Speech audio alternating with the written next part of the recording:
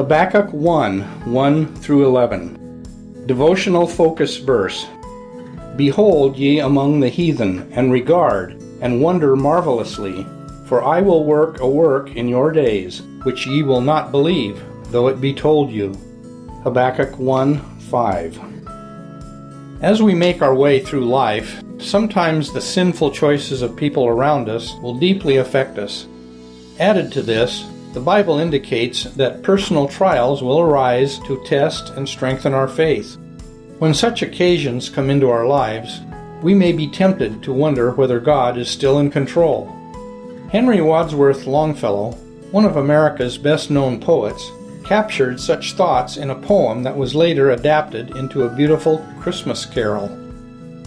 On April 12, 1861, the American Civil War began. According to the American Battlefield Trust Organization, the war cost the lives of approximately 620,000 soldiers. Longfellow, who was very patriotic, was deeply affected by the war. Also, in July of that same year, he lost his wife of 18 years in a tragic accident. 2 years later, in 1863, his oldest son, Charles, who was serving in the Union Army against his father's wishes, was horribly wounded. We get a sense of the inner struggle Longfellow felt as he wrote the following words on Christmas Day in 1863. I heard the bells on Christmas Day, their old familiar carols play, and wild and sweet the words repeat, of peace on earth, goodwill to men. A few stanzas later, the poem continues, and in despair I bowed my head. There is no peace on earth, I said, for hate is strong and mocks the song of peace on earth, goodwill to men. We could argue that Longfellow had just cause to despair, given all he had suffered. Yet, the poem continues with these words of hope. Then pealed the bells more loud and deep. God is not dead, nor doth he sleep. The wrong shall fail, the right prevail, with peace on earth, goodwill to men. Longfellow's words remind us that God is still sovereign and rules in the affairs of mankind, regardless of our individual outlook. Habakkuk must have felt a similar mounting despair as he looked around at society in his day. Yet he too found a solace in the God of the ages. In our text, the prophet spoke of feeling compassed about by wickedness and mourning because iniquity, grievance, and violence were prevalent. However, God responded to his cry and let Habakkuk know that he was doing something that would cause the world to wonder marvelously. This passage is a good reminder that God is always in control of the events around us.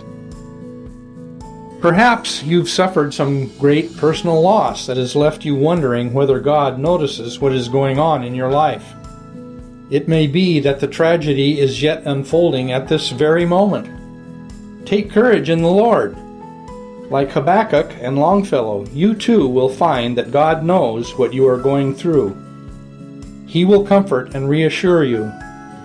And perhaps through these very trials, He is producing something so eternally beneficial that your present challenges will fade into insignificance when compared to the end result.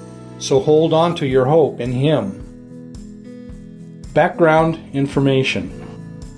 In this first chapter, verse 1 is the title that Habakkuk applied to his prophecy, which originally would have been a manuscript. The prophet's name occurs in only 2 places in the Bible, both times in this book. Very little information about Habakkuk is given in the Word of God, but whatever his background, at this point in history, God relied on this man to disclose His plans for the future of Judah, a future that included God's coming judgment using the Chaldeans, Babylonians, as His tool. Verses 2 through 4 contain Habakkuk's first question to God, which was actually a lament rather than an accusation. 2 different words are translated as cry in verse 2. The first is a plea for help, and the second refers to a sudden cry of alarm. Habakkuk expressed dismay that sinfulness and corruption had flourished unchecked in society. He questioned if this evident rise of iniquity signaled some level of disinterest on the part of God. It is clear from Habakkuk's words that he correlated God's apparent level of benefaction to the rate at which he quashed wrongdoing. Verse 3 gives insight into the main characteristics of Habakkuk's society. Iniquity, grievance, spoiling, violence, strife, and contention were rampant.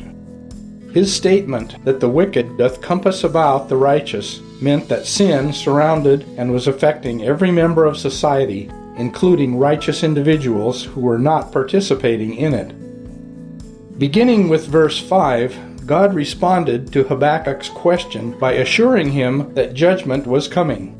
The word behold is an imperative command meaning look up, see, or take notice. God stated that this would happen in your days, which indicated that it would happen very soon, within the prophet's lifetime. What God would do would cause those who observed to wonder marvelously, indicating onlookers would be completely astounded. In the remainder of God's response to Habakkuk, he explained what this judgment would consist of. Since the city of Babylon was in Chaldea, references to the Chaldeans were about the Babylonian Empire.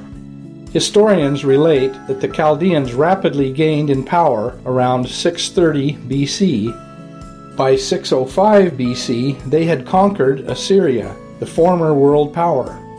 In verse 6, the Chaldeans were described as that bitter and hasty nation, meaning that they acted on rash impulse, committing their fearful deeds without forethought. Verses 7 through 11 foretold what the kingdom of Judah would experience at the hands of the Chaldeans. God said the invaders would march rapidly through and take possession of the land.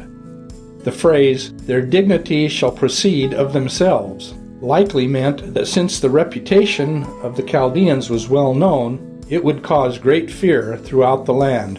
See verse 7. The horsemen of the aggressors would ride faster than leopards. Their attack would be fiercer than that of wolves that prowl at night, and they would come suddenly, like an eagle swooping down on its prey. With one vivid description after another, God indicated through Habakkuk that the invaders would cover the land like a sandstorm, and nothing would be spared from their onslaught, not even kings, princes, or strong towers. God's answer to Habakkuk's question ends in verse 11 with a prophecy regarding the leader of the Chaldeans, Nebuchadnezzar. He would offend the one true God by crediting their military success to an idol. The whole of the message indicated that the events about to transpire were an outpouring of divine wrath, despite any human opinions to the contrary. Conclusion. When we are tempted to wonder about God's level of care, we can look to the example of Habakkuk as a reminder that God is working out His divine plan, even when the events around us seem out of control. Habakkuk? Chapter 1. The burden which Habakkuk the prophet did see. O Lord, how long shall I cry, and thou wilt not hear? Even cry out unto thee of violence, and thou wilt not save. Why dost thou show me iniquity, and cause me to behold grievance? For spoiling and violence are before me, and there are that raise up strife and contention. Therefore the law is slacked, and judgment doth never go forth, for the wicked doth compass about the righteous, therefore wrong judgment proceedeth. Behold ye among the heathen, and regard, and wonder marvellously, for I will work a work in your days which ye will not believe, though it be told you. For, lo, I raise up the Chaldeans, that bitter and hasty nation, which shall march through the breadth of the land, to possess the dwelling places that are not theirs. They are terrible and dreadful, their judgment and their dignity shall proceed of themselves. Their horses also are swifter than the leopards, and are more fierce than the evening wolves, and their horsemen shall spread themselves, and their horsemen shall come from far, they shall fly as the eagle that hasteth to eat. They shall come all for violence, their faces shall sup up as the east wind, and they shall gather the captivity as the sand. And they shall scoff at the kings, and the princes shall be a scorn unto them, they shall deride every stronghold, for they shall heap dust, and take it. Then shall his mind change, and he shall pass over, and offend, imputing this his power unto his God.